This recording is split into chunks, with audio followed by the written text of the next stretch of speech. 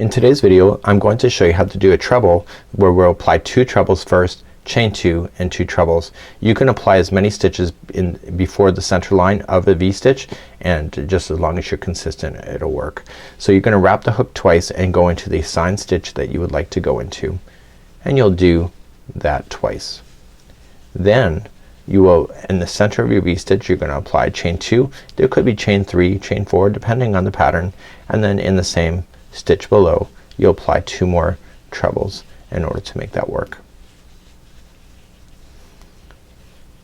These are a really neat idea and makes things grow pretty quickly, and I think that you'll enjoy it. So if you wanna start another one you can.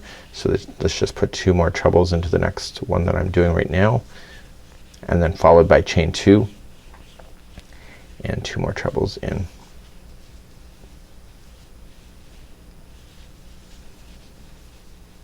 And that would be how you would apply that kind of stitch.